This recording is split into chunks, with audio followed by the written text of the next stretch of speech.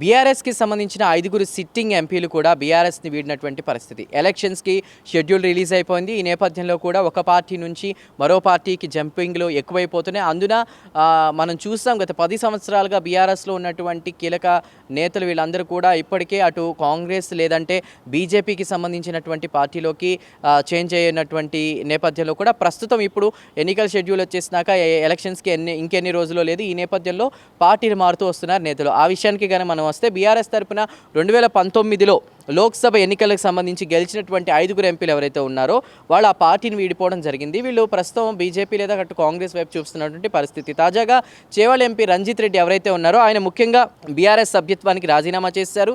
ఆయన కంటే ముందు ఒకసారి మనం చూసుకుంటే జహీరాబాద్, నాగర్ కర్నూలు ఎంపీలు బీబీ పాటిల్, రాములు బీజేపీలో, అదేవిధంగా పెద్దపల్లి, వరంగల్ ఎంపీలు వెంకటేష్, నేత పస్నూరి దయాకర్ కాంగ్రెస్లో చేరారు. ఇటు బీజేపీకి జంప్ అవుతున్నారు, కాంగ్రెస్కి జంప్ అవుతున్నారు. మొత్తం మీద బీఆర్ఎస్కు మాత్రం ప్రస్తుతం 4 ఎంపీలో ఉన్నటువంటి పరిస్థితి. ఏదేమైనప్పటికీ కూడా అంటే ఎలక్షన్స్ ఎఫెక్ట్ అనేది ఏ విధంగా ఉంటుందో మనం ఇక్కడ డిస్కస్ చేసుకోవాలి. అసెంబ్లీ ఎలక్షన్స్కి సంబంధించి కాంగ్రెస్ ఎలాంటి దుందుపి మోగించిందో మనం చూసాం. రీసెంట్గా రేవంత్ కూడా అంటే ఈరోజు ఆయన ప్రెస్ మీట్ కూడా పెట్టారు. 100 రోజుల పాలన పూర్తయిన సందర్భంగా ప్రజాభిప్రాయ సేకరణలో భాగంగా ఎలా ముందుకు వెళుతున్నాం, ప్రజల ప్రభుత్వంగా ఇది ఎలా ముందుకు వెళ్తుంది, రాబోయే రోజుల్లో ఇంకా ఏం చేయబోతున్నామని ఆయన చెప్తున్నటువంటి పరిస్థితి. ఆయన ఎలా మాట్లాడారో మనం చూసాం.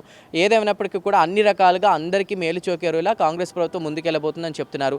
మరి అదే దుందుపి ఇప్పుడు లోక్సభ ఎన్నికల్లో కూడా మోగించబోతున్నారా అంటే ఇలాంటి ఆలోచనలే చేసి చాలామంది బీఆర్ఎస్లో కీలకంగా ఉన్నటువంటి నేతలందరూ కూడా కాంగ్రెస్ వైపు చూస్తున్నటువంటి పరిస్థితి. కాంగ్రెస్లో ఏదైతే ఎఫెక్ట్ ఉందో అది అసెంబ్లీ ఎలక్షన్స్కి సంబంధించి అది పార్లమెంటు లోక్సభ ఎలక్షన్స్లో కూడా పడే అవకాశం ఉన్న నేపథ్యంలో కాంగ్రెస్ వైపు కొందరు చూస్తే బీజేపీకి సంబంధించి కూడా చాలామంది బీజేపీకి వెళ్ళాలని అనుకుంటున్నారు. అంటే బీజేపీ ప్రతి రాష్ట్రంలో బీజేపీ, దేశం మొత్తం మీద బీజేపీ రావాలన్న ఉద్దేశంతో కూడా అటు రాష్ట్రాలకు సంబంధించి ఇవ్వవలసినటువంటి కార్యక్రమాలు వివిధ సభల్లో పాల్గొంటూ కూడా మోదీ ఎలా కీలక వ్యాఖ్యలు చేస్తూ వస్తున్నారో మనం చూస్తూ వస్తున్నాం. ప్రతి రాష్ట్రానికి రావాల్సిన నిధుల విషయంలో చేయను. కానీ ఇక్కడ ఇంకొకటి 5 సంవత్సరాల్లో చేయలేనటువంటిది ఎలక్షన్స్ నేపథ్యంలో కూడా ఇప్పుడు ముందుకొచ్చి చేస్తున్నారు.